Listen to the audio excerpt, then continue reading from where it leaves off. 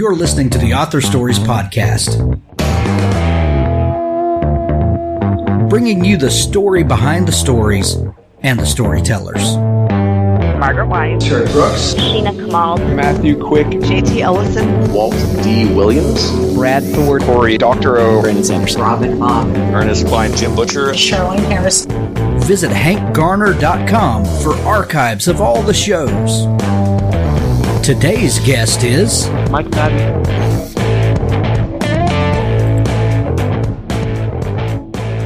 Thanks for tuning into Author Stories. We've got a great show lined up for you today. Be sure to go to hankgarner.com and subscribe to the show.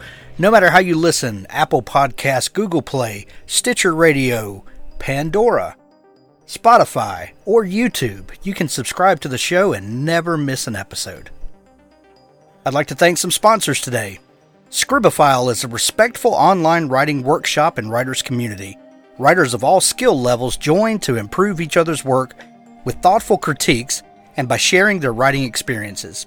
We're the writing group to join if you want to find beta readers, get the best feedback around, learn how to get published, and be a part of the friendliest and most successful writing workshop online.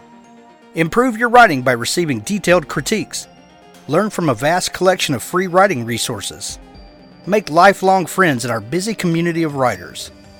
Writing is a solitary art, but that doesn't mean you have to be lonely. Lucky for you, there are thousands of writers on Scribophile every day, and we're a really friendly bunch. You've never seen a writing group like this one? Join Scribophile today at scribophile.community. Business Essentials for Writers: How to Make Money in an Ever-Changing Industry by James Nettles. Business Essentials for Authors is your Business 101 guide for the publishing industry. Whether you've never published at all or are looking to take your professional career up a notch in an easy-to-read and conversational way, the book covers the 5 pillars of business. We look at all of this and more from a long-term strategic view, how to get the plan done, and the mindset to make it all work. Business Essentials for Writers: How to Make Money in an Ever-Changing Industry by James Nettles. Both Sides of the Law: The Casper Halliday NYPD Series, Book 1 by Nathan Roden. He shared his father's dream of becoming a detective. A prison sentence was not part of his plan.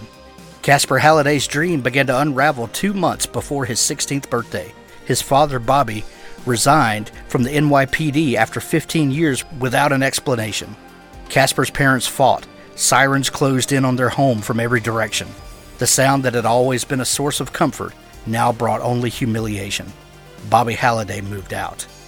Casper's dream dissolved into a daily fight for survival. All he wanted now was to finish high school so he could ease his mother's burden. On his 17th birthday, in the throes of depression, Casper made a bad decision. That decision brought him face to face with one of the most dangerous men in the city. In Casper's world, there is laughter and there are tears. There's light and there's bitter darkness. There are improbable friends and unspeakable enemies. The Casper Halliday NYPD series launches with the most unlikely of beginnings. Read Both Sides of the Law today. The ebook edition includes a sneak peek of Ghost Man, Book 2 in the series. For the Words is a unique writing motivator unlike anything I've seen. For the Words is an online writing platform which motivates writers of all backgrounds to increase their word count through gamification. Writing can be challenging, especially when you need to consistently produce a high output of words. By injecting a little fun into the routine and using daily rewards to promote a healthy writing habit, For the Words makes it easier to reach that word count.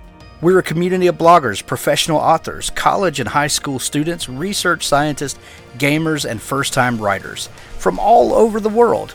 Come for the words, stay for the fun. Go to 4, that's the number 4, thewords.com. Writers, the internet is one of the best tools for research and creativity. It can also be one of the biggest hindrances to productivity, distracting you from doing the seat in the chair, hand on keyboard work.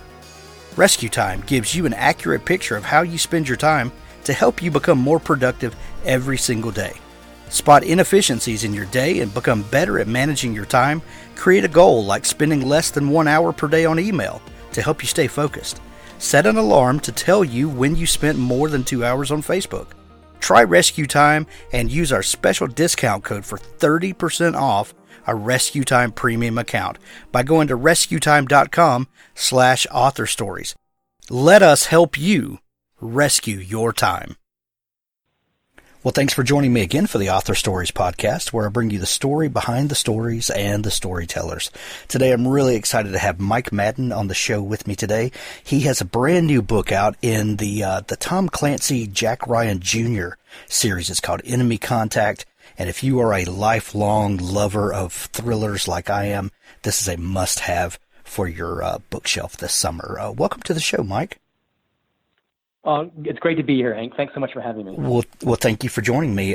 Mike, we begin each show with the same question, and that question is, what is your first memory of wanting to be a writer or storyteller? Gosh, what a great question that is. That's a fascinating question. I'll put it this way. I was a writer probably all of my life, but it wasn't until I was 40 years old that I realized it and sort of gave myself permission to do it, if that makes any sense. I love that, so yes. So at 40 years old, this light turns on, and I look backwards and I realize, oh my word, I've been writing all of my life. I just was all nonfiction and whatever, messing around. But to really wake up and say, it's okay to do this. I need to do this. And no longer waiting for someone else's permission or imprimatur, just do it. And so I set, and I haven't looked back. Do you recall ever having an adult in your life, maybe a parent, a teacher, any person of influence in your life that might have recognized that Mike might be a writer or may have the storytelling gene? Do you ever recall that happening? Boy, that's another great question. I'm going to say overall no. There were probably little flashes when I was, I want to say when I was sixth grade. I think I got in trouble, and I was shoved out in the hallway. And I think I remember writing a poem about the Vietnam War. Wow. Somehow. It was an odd thing. And yeah, I remember doing that, and I remember I think a teacher not laughing at it or tearing it up. So that was kind of cool. I think what happened to me fairly early on was I got affirmed in my academic nonfiction writing. And so undergrad and grad school, I did pretty well with that stuff, I guess. They kept saying I was doing okay. And so I just kept going down that path of writing, academic papers and whatnot. But in terms of the fiction side, I'll tell you the truth. What really kind of woke me up in a real way was I have two friends who graduated from college together. From 1983 to 2010, in other words, back when dinosaurs ruled the earth until recently, these guys were writing novels. And between the two of them, they wrote 30 novels. And during year out, they call me up because we lived separate states. And they say, hey, you need to write a novel. I say, why? You guys can't sell one. Because in all those years, they never sold a single novel. Oh, wow. But these guys didn't quit because they weren't, they obviously wanted to sell their stuff, but they were writing because they loved writing. And they stayed with it, they stayed with it, they stayed with it. And then in 2010, there's this thing called the interwebs, or so I heard, and a thing called series Kindle. Of tubes, yeah. Yeah, exactly. And so back in the day when it was disreputable to self-publish, especially on something like Amazon, these guys put their stuff up. Why not? Because no one else is going to let them publish. And lo and behold, fast forward, they are huge international bestsellers. I'll just say that they're millionaires. They just blew up 7 Ways to Sunday because they occupied a space that other people, they're great writers, but they occupied a space that no one else wanted to occupy at the time. Of course, now it's just the opposite. You have people who are leaving traditional publishers to go straight because it's more profitable for some people. Anyway, so make a long story short, year after year, they said, you write a novel. They never gave up telling me that. And so when they blew up, I thought, okay, now it's time to write a novel. And I literally was going to do it just to do it and put it on Kindle. And if no one ever read it, that's okay, because at least I would have written one novel in my life. Because I knew I could never write a novel. It's just too long, too much work. And so fast forward, I wrote a novel called Drone, and a friend of mine who I knew from Dallas area, because we were both involved sort of in the film, indie film world there. And he was a literary agent, but I didn't go to him as a literary agent. He just knew the guys at Amazon. I said, hey, do you mind showing these to Amazon so they'll promote it maybe? He said, well, let me read it first. So we read it and said, I want to try to sell this in New York. And I told the literary agent you can't do that. I know you can't sell. I've read all the books that say that new authors can't get published. He said, let me try anyway. So bottom line is he got it into a bidding war. And so the drone series was born. And so what I've learned is I'm just not smart enough for this business, but I'm too dumb not to try. So that's what I keep doing. And I had a 4-book run on drone. And at the end of that, Tom Colgan, who's a series editor for the whole Clancy franchise, was my paperback editor. And so when a slot opened up, he called me up and said, hey, would you like to write the Tom Clancy series? And the rest is history, because there's no turning that down. Yeah, you get a phone call like that, and it's like, I mean, it was literally like the greatest literary day of my life, I think. I mean, what a privilege and an honor to be asked to add to the Tom Clancy franchise. I mean, that's like being asked to write a few extra chapters in Henry V. You know what I mean? Come on, that's what an honor. And so if you're a writer, you're right. And this is my genre, you have to say yes. So I was thrilled to, until I hung up the phone and realized I now have to write a Tom Clancy novel. So it became the scariest, most frightening day of my literary life, all in the space of a few breaths. But I guess it worked out okay, and it was a thrill and a privilege to do the first one. If they're crazy enough to ask me to write a second one, I did, and that worked out okay. And they want a third. Okay, well now we got enemy contact. So if they'll keep asking, I'll keep saying yes. And hopefully they will, because this book is absolutely phenomenal. As a fan of Tom Clancy, I discovered Clancy during the hunt for Red October, and sometime in the late '80s, I picked it up on a recommendation from a friend, which I think is how everybody got that book. It was this groundswell of people passing that book around.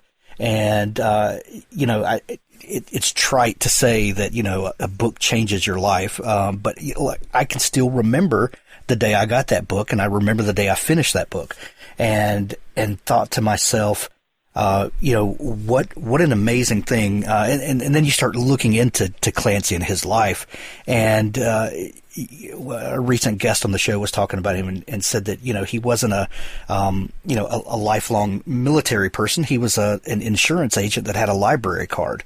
And when you hear stories like that, man, the possibilities open up that the rest of us might have a chance to tell stories that, that open people's eyes to a whole new world. What was your experience with Clancy and learning about him and coming to his work? I'm just going to say what you said. I mean, it's almost my story. Exactly. You're right. You come across Red October, and it gobsmacks you, and it just changes everything. Right. And I'll make the audacious statement, not as a writer in the Clancyverse, but as a fan of Tom Clancy, I will say that every great thriller writer today, and there's a bunch of them, but no matter who they are or what they're writing, they're basically writing variations of Tom Clancy novels. I mean, he reinvented the genre.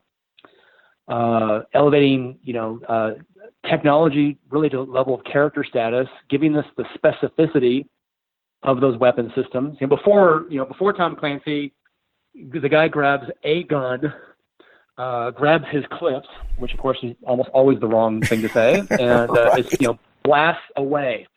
And that was the level of technical expertise. And he's the one that said, no, it's actually a Glock 19. No, it actually has 15-round magazine, shooting 9mm bullets, and when you load the mag, blah, blah, blah, blah, blah. I mean, he changed everything.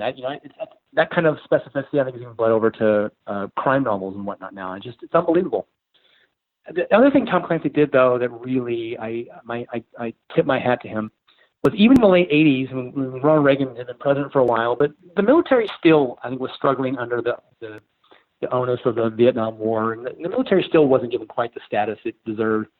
And he elevated military members, the men and women, the quiet professional heroes who do the work day in and day out, unheralded, untrumpeted. Yeah, I mean, we love the guy jumping out of the airplane, a halo, parachute jump, and that's cool, and I have those too.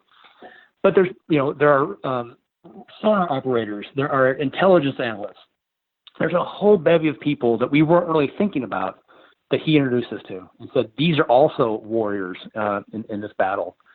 And so he kind of, reminded us of the greatness of the American military man and woman, and I just love that. I think that's perfectly said.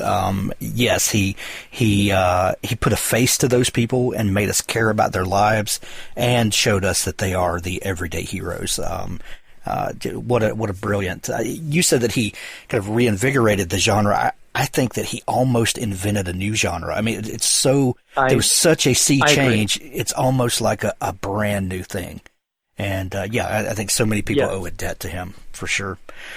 You went on to study political science in college, got a PhD. What was the motivation to pursue that path?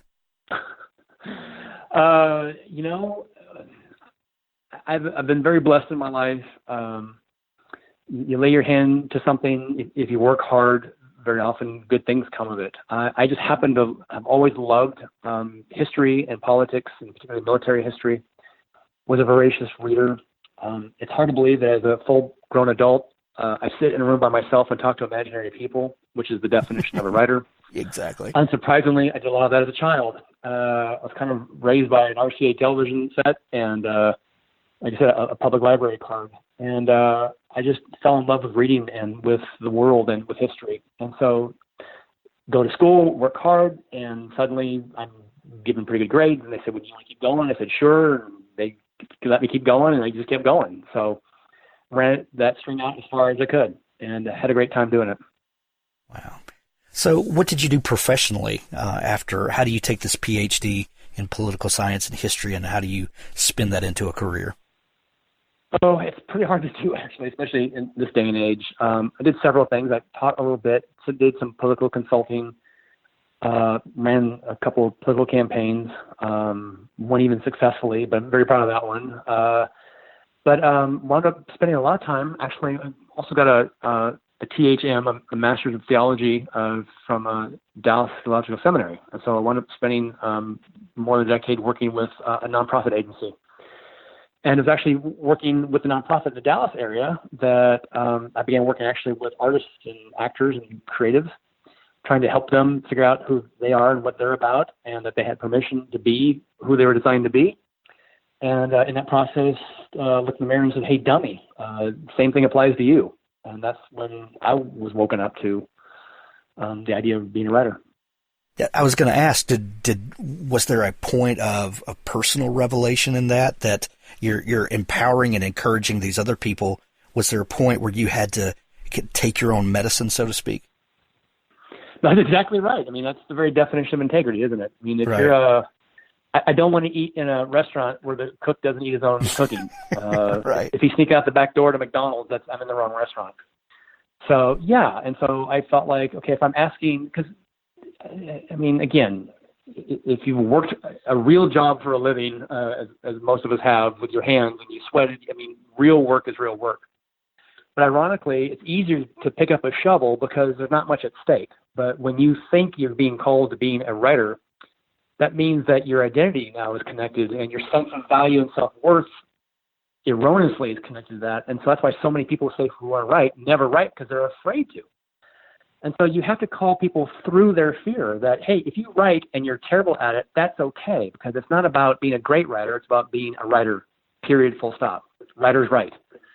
And so I had to step through my own fear of the exact same thing and show them, lead the way by saying, look, I just wrote something, and it's really, really crappy. And look, the top of my head didn't explode.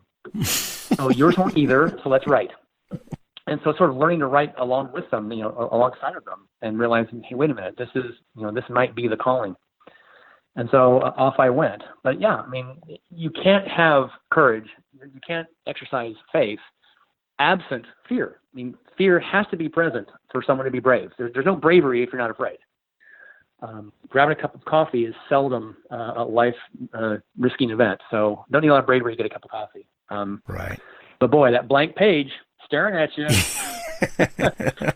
and all the internet cowboys waiting to crucify you. You don't do it right. Yeah. You'd be surprised. And you start knocking. I start looking for that shovel again. Hey, I can dig a ditch.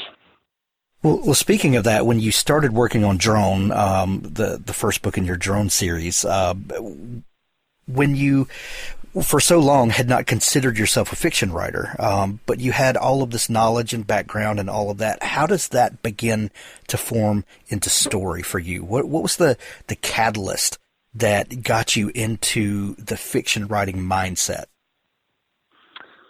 Boy, that's just a great question.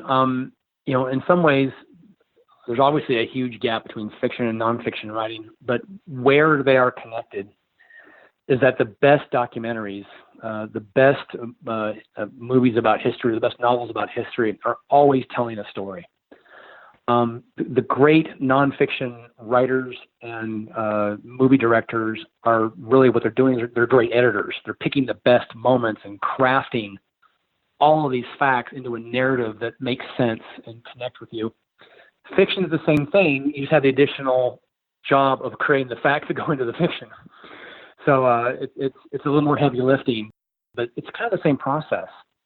And for me, coming out of an academic background, I love doing research. And so that's part of what you need to do as a fiction writer, ironically. And the drone series for me was a perfect fit because, like you and everybody else, when the Second Iraq War especially took off, and then the insurgency afterwards, we kept seeing these news reports, right, of drones. And so, like, well, what's a drone? And I thought I knew what it was. As I started digging into it, just out of pure curiosity, I found out I didn't know what it was. And the more I looked into it, the more fascinated I became. I thought, man, this is a story. This alone, the story needs to be told. And I guess I got my Tom Clancy hat on before I was part of the franchise and said, I need to do this. And so very much having a Tom Clancy mindset, I dove into that technology and the people that invent it and deploy it. Nice. What was the biggest struggle that you discovered in writing the novel, other than just getting over that first hurdle of, I'm not supposed to be doing this? But as the story unfolded, did there ever come a point where, you just shake your head, I don't know if I'm ever going to finish this? And if you had a moment like that, what do you do to push through it? I think I have that moment every chapter of every book I've ever written. All writers are readers. And if you've read great books, you know what great writing is. And when you're sitting there writing that first draft, if you're honest, that is not a great novel. It just isn't. And that's okay. I mean, Hemingway said the first draft is always, the word rhymes with spit. And so if Hemingway's first draft rhymes with spit, mine's going to be too. And so the trick is you have to let go. And I don't mean to get too crafty or too in the weeds here. Shut me up if I'm going off reservation here. But we have two brains, basically, right? Left brain and right brain. Whether that's true or not, it's a good metaphor. So I've got an editor brain and I've got a creative brain. And really, the moments where I get most stuck, or I get most in trouble, is when I get those two brains mixed up. And if I write the first sentence with a dark and stormy night, if my editor brain comes out and says, oh, no, you can't do that. That's been done a million times, and that's really stupid. That editor brain will shut you down every time. And the trick is to turn off the editor brain and let the creative brain run. Just run. Get that first draft out. After the first draft is done, imagine the 3-year-old toddler version of yourself has taken the crayons and the watercolors and splattered them all over the room. That's great. That was creative. Now put the toddler to bed for nap. Now the editor can come out and start to tidy up, straighten up, cut things out, fix them, put frames around it. And so knowing when your editor brain should be engaged, knowing when your creative brain should be engaged, and that's really, if I can keep that in balance, I'm fine. But boy, if I get those two mixed up, if I'm creative when I should be more in editor mode, I get in trouble too. So I create an outline. I break down every chapter, so I know where the whole story is going. I know where a chapter is supposed to be going. That was my editor brain. Thank you very much. That old guy takes a nap. Now the kid comes out and plays within each chapter. And if the old guy sneaks out of his room before his nap time is up, that's when I get in trouble. Or when the kid says, oh, we don't need an outline. This would be fun to do. That's when I get in trouble. So it's keeping those things in perfect balance and understanding the role of each of those. Exactly. Or, and for another way, understanding the power of naps. Right. Knowing who should nap and nap when, including me.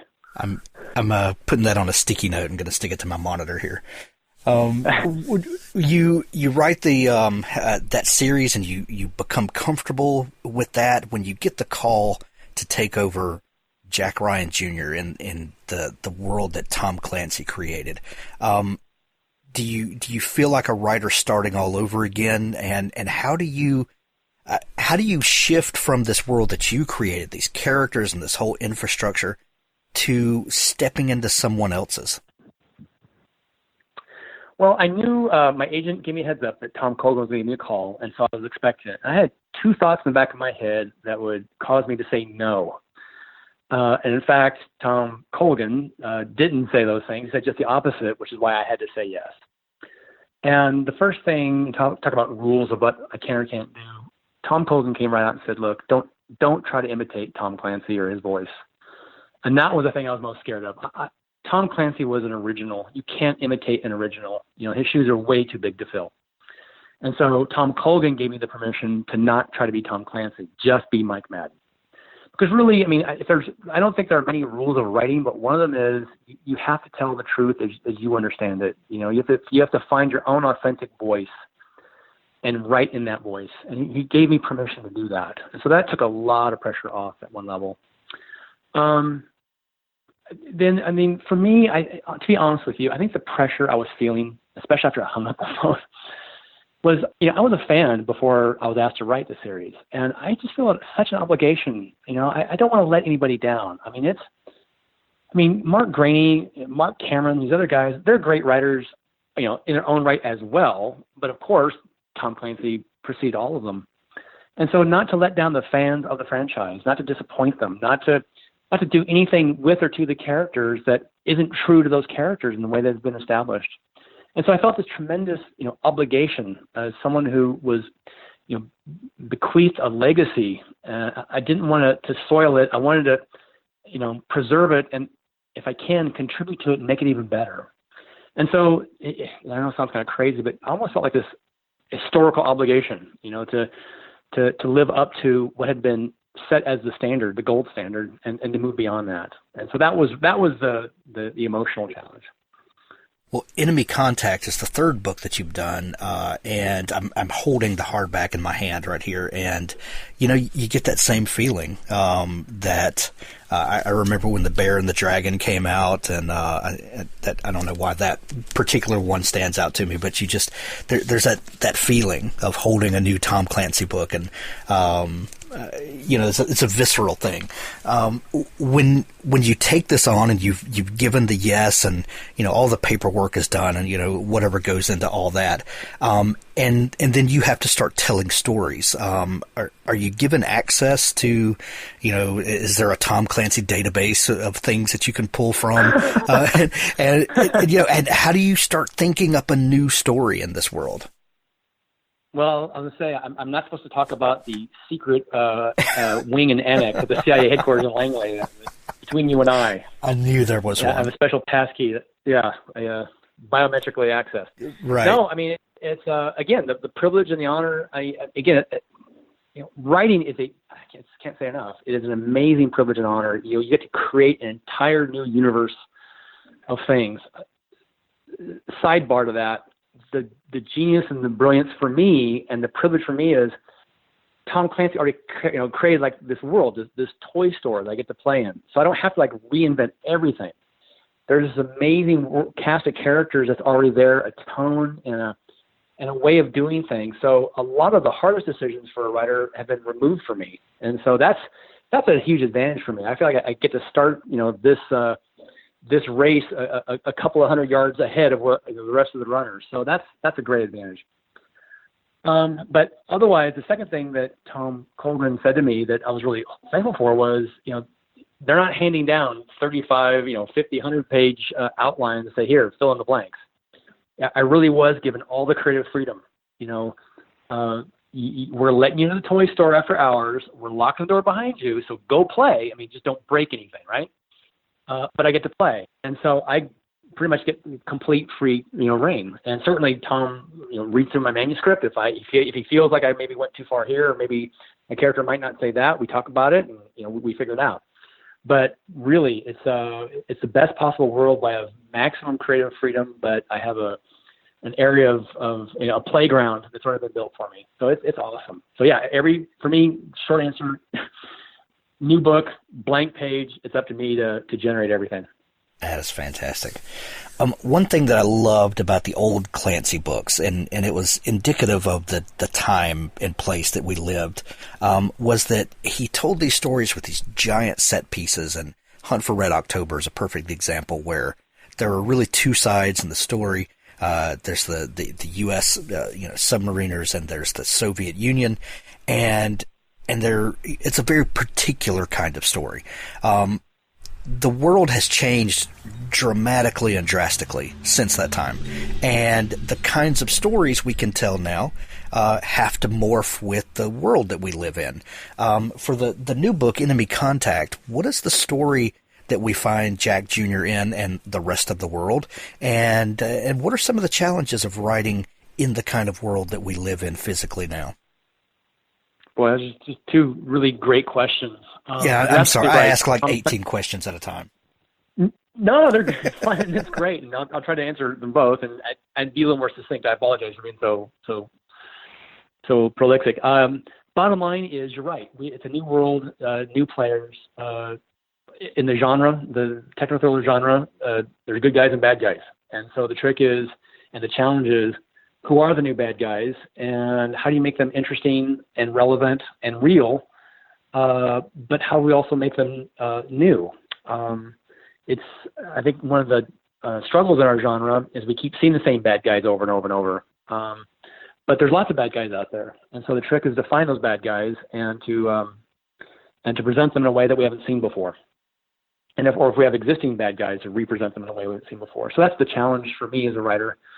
In this book, In Enemy Contact, it's following Jack Ryan Jr. as he's racing across, for him, 2 continents. The book actually covers more than that, as he's battling to keep a deathbed promise, to an old friend. But at the same time, fighting to save NATO from this bad guy in an ambitious Chinese plot. It's actually centered in Poland, and there's a reason for that we can talk about. But at the same time, if that wasn't enough, he's also trying to thwart a brilliant hacker's murderous assault on America's intelligence community. So more succinctly, Chinese and what they're all about, the whole question of the cloud and data and intelligence. Most people aren't aware that the 9/11 Commission found out that the FBI wasn't talking to the CIA wasn't talking to the DIA. So they decide, hey, we need to organize all these folks under the Office of the Director of National Intelligence, and we need to cooperate. And these intelligence agencies need to talk to each other. Well, someone got the bright idea, well, hey, let's put all this data in one place. And it's actually Amazon has built the cloud in which all of the data of all 16 agencies of the IC locate their data. So in the old days, right, when you want to rob a bank, what did Dozier say? Why you rob banks, where the money is? Well, where are the banks? Well, they're on every corner across America. Well, where do you put all that money in one place called Fort Knox? It's harder to rob Fort Knox. Well, where do you put all your data in one place? Harder to rob that data unless you have a way in. So exploring the whole question of data, who should have it, where should it be located, what happens if someone has access to it, I definitely want to explore that, because you and I are facing that, right? Every single day I'm getting a notice of some other huge hack of some other account I'm affected with or connected to. And then the Chinese. The Chinese are and have been an existential threat for quite some time. And one of the things the Chinese are doing, again, that most Americans aren't talking about, is a thing called the Belt and Road Initiative, which was actually launched in 2013.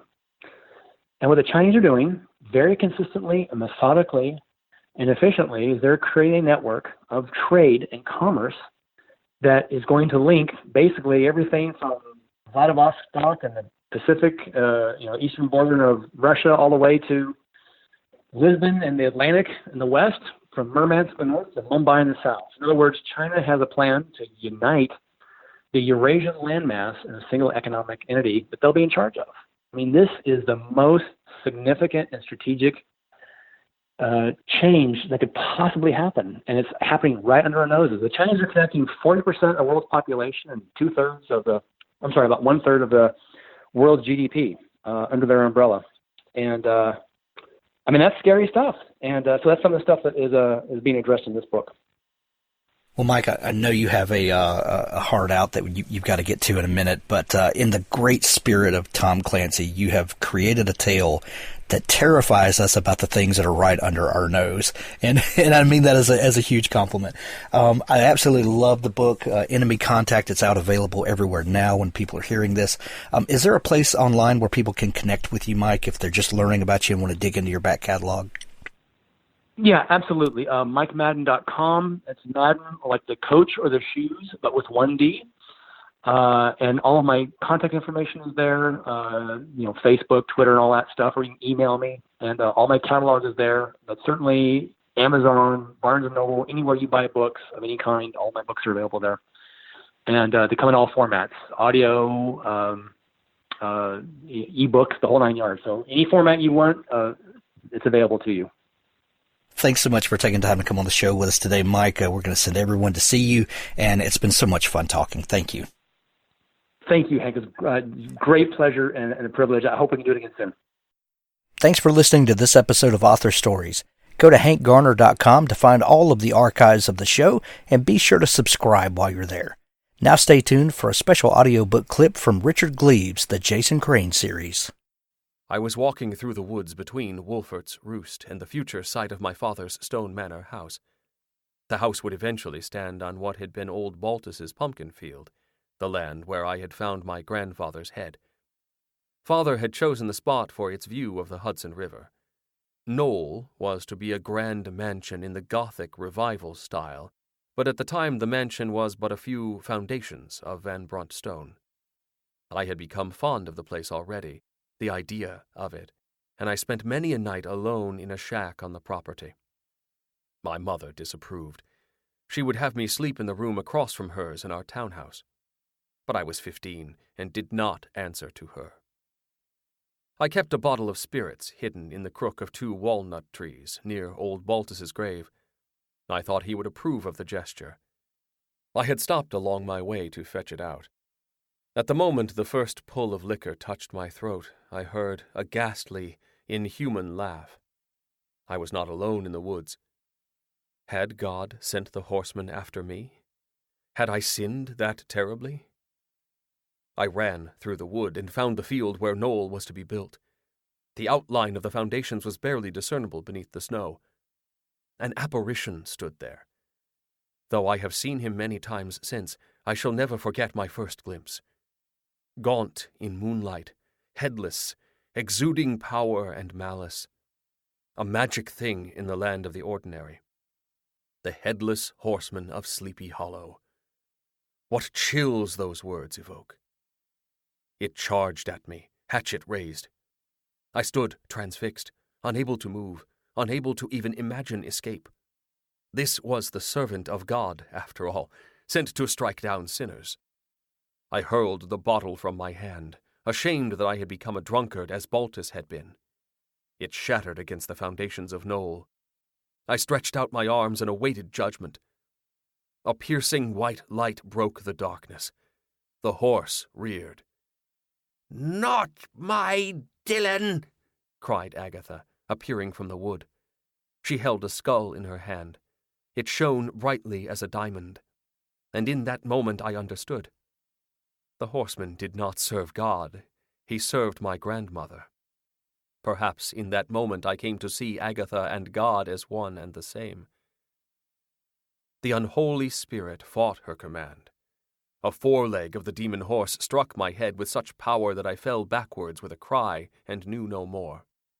I carry the scar to this day. A slight indentation in my temple, barely noticeable.